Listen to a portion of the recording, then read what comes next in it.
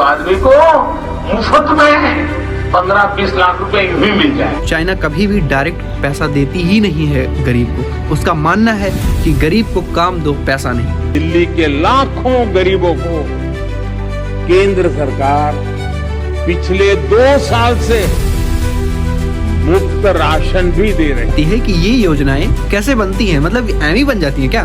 तो हाँ, ये एमई बन जाती है। सो हाय एवरीवन, क्या आप लोगों को पता है कि हमारे भारत देश में कितनी सारी स्कीमें चल रही हैं, मतलब कितनी सारी योजनाएं चल रही हैं अभी करंट टाइम में?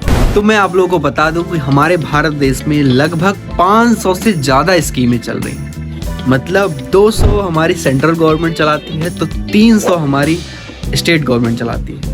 टोटल मिला करके 500 से ज़्यादा स्कीमें चल रही हैं। अब बात करते हैं बजट की।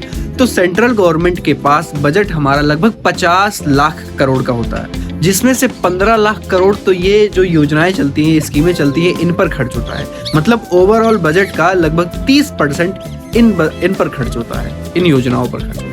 अब बात आती है कि ये योजनाएं कैसे बनती हैं, मतलब क्या एमई बन जाती हैं? तो हाँ, ये एमई बन जाती हैं। जब गवर्नमेंट जाकर के लोगों से वोट मांगती है तो उनसे कुछ वायदे भी करती है कि मैं ये करूंगा, मैं वो करूंगा। एक गरीब आदमी को मुफ्त में 15-20 लाख रुपए भी मिल जाए। आपको इन योजनाओं का लाभ मिलेगा, ये मिलेगा।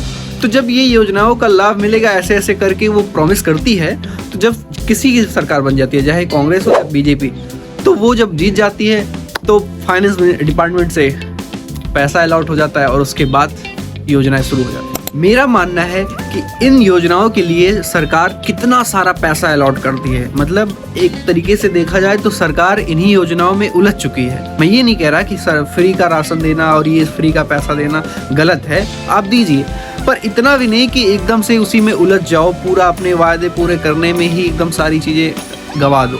मैं आपको ये प्रूफ देता हूँ कि कैसे सरकार गवाती है। दिल्ली के लाखों गरीबों को केंद्र सरकार पिछले 2 साल से मुफ्त राशन भी दे रही है। जैसे कि हम बात करते हैं फ्री राशन का, हमारे पूरे इंडिया में बहुत बहुत ज्यादा अमाउंट में फ्री राशन मिलने लगा है लोगों को, और ऐसे भी लोगों को मिलता है जिनके पास 5 से 6 बीघे जमीन भी होती है, उनको भी राशन मिलता है।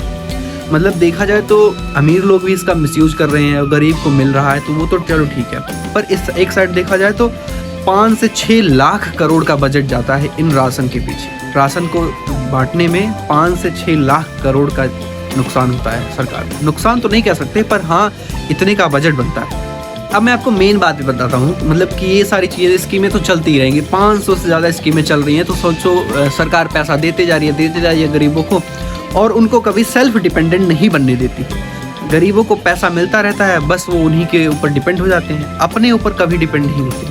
अगर यहीं चाइना को देखें तो चाइना कभी भी डायरेक्ट पैसा देती ही नहीं है गरीब को। उसका मानना है कि गरीब को काम दो, पैसा नहीं। और वो सिर्फ और सिर्फ हमारे अपने फैक्ट्री, अपनी जॉब्स, अपनी इन्हीं इंफ्रास्ट्रक्चर, इन्हीं सब पे फोकस करती है, ना कि पैसे देने में इन योजनाओं के पीछे फोकस करती है। क्योंकि देखो, गरीब को पैसा दोगे तो वो सरकार के लिए कुछ भी नहीं करेगा, ना तो वो कभी टैक्स पे करेगा, ना कुछ, मतलब कुछ भी नहीं करेगा। सरकार को एक तरीके से कोई फायदा नहीं होता, बस गरीब को जीने के लिए सरकार पैसा देते जा रही है और वो जी रहे हैं ऐसे ही। और ये एक शॉर्ट टर्म के लिए ही बेनिफिट होता है, लॉन्ग टर्म के लिए सरकार को कोई बेनिफिट नहीं होता है, ना ही इससे देश को बेनिफिट होता है।